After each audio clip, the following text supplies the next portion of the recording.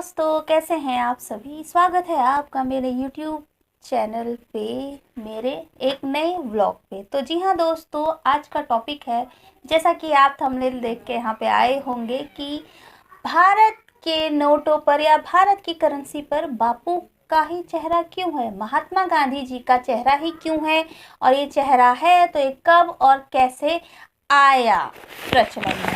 तो जी हाँ, आज हम इसी की बात करेंगे दोस्तों। तो चलिए शुरू करते हैं अपना व्लॉग। तो भारतीय नोटों पर कैसे छपी महात्मा गांधी की तस्वीर, इसके पीछे का इतिहास जानते हैं। जी हाँ दोस्तों, भारतीय नोटों में राष्ट्रपिता महात्मा गांधी की वह मुस्कुराती तस्वीर के पीछे की कहानी जानते हैं क्या? यह अचानक से लिया फैसला था, या आज हम आपको बताते हैं कि महात्मा गांधी की तस्वीर आखिर नोटों पर कब और कैसे आई। जैसे कि आप सभी को पता होगा कि हमारा देश जो 15 अगस्त 1947 को आज़ाद हुआ। तो 1947 को आज़ाद हुआ और भारत में 1996 से पहले तक किसी की भी तस्वीर छपने की परंपरा नहीं थी। जी हाँ दोस्तों, किसी की भी फोटो वगैरह इस तरीके से छपती नहीं थी। साल 1947 15 अगस्त को जब भारत आज़ाद हुआ, उस दिन से लेकर 26 जनवरी 1950 देश के गणतंत्र होने तक जो है भारतीय रिजर्व बैंक उस समय तक प्रचलित जो करेंसी का डिज़ाइन था, जो पहले से चला आ रहा था, उसी के मुताबिक ही नोट जो है छापती थी। फिर यह तय हुआ कि नोट पर फोटो की जगह अशोक स्तंभ को जो है लगाना चाहिए। महात्मा गांधी के जीवन काल में कई प्रसिद्ध फोटोग्राफरों ने उनकी तस्वीर खींची, जिसमें हेनरी कार्टियर, ब्रेसन, मार्गरेट बर्ग वाइट और मैक्स डेस्फोर जैसे नाम शामिल हैं। हालांकि गांधी की सबसे व्यापक रूप से प्रचलित फोटो भारतीय नोटों पर उनकी तस्वीर है। जी हाँ दोस्तों, वो कोई फोटो वगैरह नहीं है, वो उनकी रियल में फोटो जो खींचते हैं ना, वो फोटो है। जो नोटों को डिजाइन करने की जिम्मेदारी आरबीआई के मुद्रा प्रबंधन विभाग की है। इससे केंद्रीय बैंक और केंद्र सरकार से डिजाइनों के लिए मंजूरी लेनी होती है। आरबीआई अधिनियम 1934 की धारा 25 के अनुसार बैंक नोटों का डिजाइन, रूप और सामग्री ऐसी होगी जिसे केंद्रीय बोर्ड की ओर की गई सिफारिशों पर विचार करने के बाद इन केंद्र सरकार हरी झंडी दे सकती है। तो बैंक नोटों पर दिखाई देने वाली गांधी जी की तस्वीर एक कार्टून नहीं है, यह 1946 में ली गई एक तस्वीर से काटा गया है। जी हाँ दोस्तों, ये कोई किसी ने पेंट वगैरह कुछ ऐसा नहीं है, ये एक खींची हुई तस्वीर है जिसमें वह ब्रिटिश राजनीतिज्ञ Lord Frederick William Pethick Lawrence के साथ खड़े हैं। इस तस्वीर को इसलिए चुना गया क्योंकि इसमें गांधी जी की मुस्कुराती हुई सबसे उपयुक्त अभिव्यक्ति थी।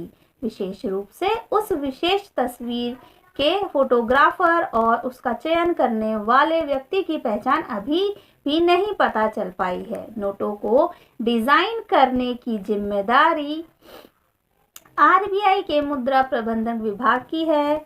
आजादी के बाद भी बैंक नोटों पर भी ब्रितानी हुकूमत की छाप थी। 15 अगस्त 1947 को स्वतंत्र भारत की घोषणा के कुछ महीने बाद तक भारतीय नोट पर किंग जॉर्ज 6 की तस्वीर थी। आरबीआई ने किंग जॉर्ज की तस्वीर वाले नोट को छापना जारी रखा था। जी हाँ दोस्तों, साल 1949 में भारत सरकार ने 1 रुपए के नोट का अपना नया डिजाइन जारी किया। इसी के साथ किंग जॉर्ज को सारनाथ में अशोक स्तंभ के शेर की राजधानी के प्रतीक से बदल दिया गया। उस समय आरबीआई संग्रहालय की वेबसाइट में बताया गया कि स्वतंत्र भारत के प्रतीकों को चुना जाना था। शुरुआत में यह महसूस किया गया कि किंग जॉर्ज 6 के चित्र को महात्मा गांधी के चित्र से बदल दिया जाए। उस आशय के लिए डिजाइन तैयार किए गए थे। अंतिम विश्लेषण में गांधी पोर्ट्रेट के बदले सारनाथ में शेर की राजधानी की पसंद के लिए सहमति चली गई। नोटों का नया डिजाइन काफी हद तक पहले की तर्ज पर था। तो जो गांधी जी पहली बार 1969 में इंडियन करेंसी पर दिखाई दिए, इसे उनकी 100वीं जयंती के उपलक्ष्य में जारी किया गया था। इस नोट पर आरबीआई गवर्नर एल.के. झा के हस्ताक्षर थे और इसमें गांधी जी को सेवाग्राम आश्रम की पृष्ठभूमि में दिखाया गया था। इसके बाद अक्टूबर 1987 में गांधी जी की तस्वीर वाले 500 रुपए के नोट की एक सीरीज जारी की गई थी। दोस्तों जो है सहमति से, जैसे कि आपसी लोग डिस्कशन वगैरह करते हैं, तो आपसी सहमति से यह तय हुआ कि नोट पर जो है फोटो की जगह अशोक स्तंभ की फोटो होनी चाहिए, क्योंकि पहले जो है पहले जो अंग्रेजों की करेंसी थी उसमें भी फोटो थी, जॉर्ज 6 की फोटो थी, तो उसके बदले फोटो ही चुनना चाहिए ऐसा हुआ था। लेकिन फोटो की जगह अशोक स्तंभ पे सहमति बनी थी। तो यानी कि साल 1987 में यह तय किया गया कि बापू की फोटो को वाटर मार्क की तरह इस्तेमाल किया जाएगी। आप लोग को अगर वाटर मार्क नहीं पता है तो जो कि वाटर मार्क का मतलब जो कि धूप में जो है, अगर हम असली नकली की पहचान करें तो धूप में फोटो बापू की थोड़ा सा वो झलक सी दिखाई दे, तो पहले नहीं थी। मतलब कि 1987 में वाटर मार्क की तरह बापू जो है पहली बार नोटों में आए। जी हाँ, तो फिर बापू को फोटो को नोट के बाईं तरफ वाटर मार्क की तरह इस्तेमाल किया जाता है। तब से भारतीय करेंसी पर बापू की उपस्थिति हो गई। जी हाँ दोस्तों, यानी कि 1987 से बापू की उपस्थिति नोटों पर आ रही थी, लेकिन वो स्पष्ट रूप से नहीं थी, यानी कि स्पष्ट फोटो नहीं था उसका, जो है एक सिर्फ वाटर मार्क सा ही लिया गया था।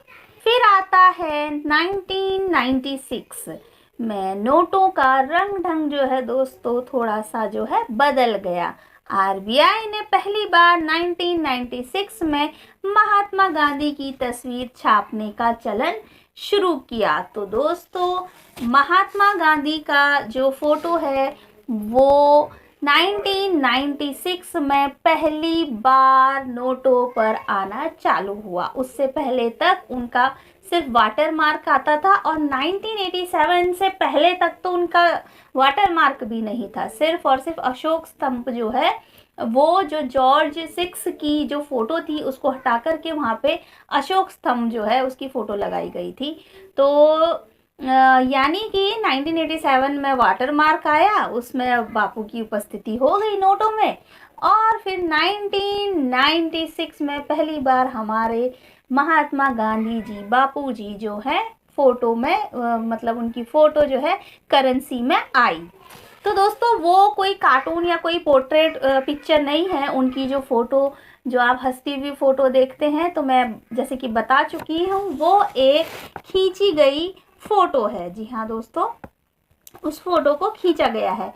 तो सबसे पहले जो है बात ये हुई थी कि महात्मा गांधी की फोटो पे मतलब मत, हर किसी के अलग अलग मत होते, कोई कहता है ये होना चाहिए, कोई कहता है वो होना चाहिए।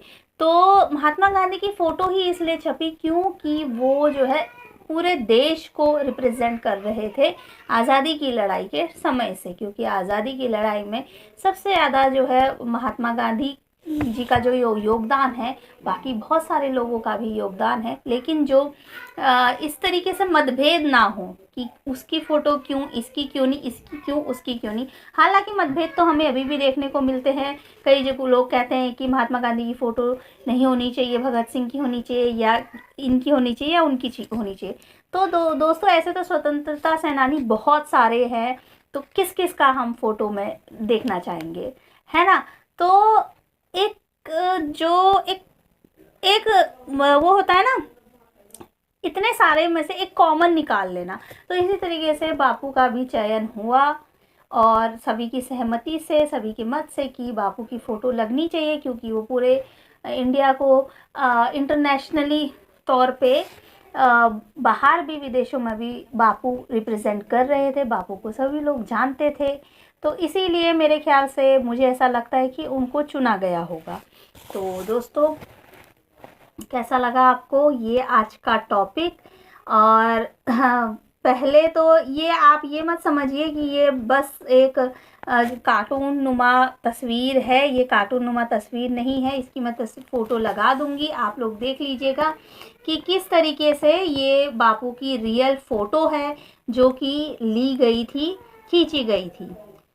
तो रिजर्व बैंक ने साल 2016 में महात्मा गांधी नई सीरीज के बैंक नोटों की घोषणा की। इस श्रृंखला में गांधी जी का चित्र पहले की तरह ही है, लेकिन अतिरिक्त सुरक्षा सुविधाओं के अलावा नोटों के पीछे स्वच्छ भारत अभियान का लोगो भी जोड़ा गया है। हाल के वर्षों में महात्मा गांधी के अलावा अन्य लोगों को भी मुद्रा नोटों पर शामिल करने के लिए कई सुझाव आए हैं। अक्टूबर 2022 में दिल्ली के मुख्यमंत्री अरविंद केजरीवाल ने प्रधानमंत्री और केंद्र सरकार से मुद्रा नोटों पर भगवान गणेश और देवी लक्ष्मी की तस्वीर लगाने की अपील की थी। तो जी हाँ दोस्तों, इस तरीके के जो है अपील जो है करते ही रहते हैं लोग तो खैर, लेकिन अगर हम किसी एक पर्टिकुलर धर्म से अगर हम लगा देंगे तो हमारा देश तो धर्मनिरपेक्ष है। तो मेरी राय में तो जो बापू की तस्वीर है वही होनी चाहिए, क्योंकि अगर दूसरी तस्वीर लगा देंगे तो विवाद हो सकता है, विवाद होना लाजमी है। तो मुझे नहीं लगता कि उनकी तस्वीर बदलनी चाहिए, उनकी तस्वीर ही रहनी चाहिए। बाकी बापू तो रिप्रेजेंट करते हैं हमारे देश को। तो दोस्तों, इस तरीके से बापू जो है बापू की जो फ़ोटो है वो नोटों पर आने लगी। तो बापू की फ़ोटो जो है आज़ादी के समय से ही नोटों पे नहीं आ रही है। तो जिनको पता नहीं है तो वो देख लें कि 1996 में पहली बार बापू की जो फ़ोटो है फ़ोटो की तरह आने लगी। उससे पहले 1987 में वाटर मार्क की तरह आती थी। तो चलिए दोस्तों, आपको आज की जानकारी ये कैसी लगी कमेंट करके ज़रूर बताएं। और हाँ, ये जो टॉपिक मुझे दिया था, टॉपिक तो काफ़ी इंटरेस्टिंग है, लेकिन ये जो टॉपिक मुझे दिया था मेरी स्टूडेंट ने, उसका नाम देवांगना है। उसने मुझे ये टॉपिक दिया था कि दीदी गांधी जी की ही फ़ोटो क्यों नोट पे होती, किसी और की क्यों नहीं, तो आप इस पर वीडियो बनाना। तो उसको उसका जवाब मिल गया होगा। तो बहुत टाइम से कह रही थी दीदी इस पर वीडियो बनाओ। मैंने कहा चलो आज इस टॉपिक पे ही वीडियो बनाया जाए। तो आपको मेरी आज की जानकारी कैसी लगी कमेंट करके ज़रूर बताएं, और आप भी सुझाव दे सकते हैं कि आपको और किन किन चीज़ों पे वीडियो चाहिए आगे। तो चलिए मिलते हैं आपसे एक और नए व्लॉग में, नई वीडियो के साथ, नई इंटरेस्टिंग जानकारी के साथ।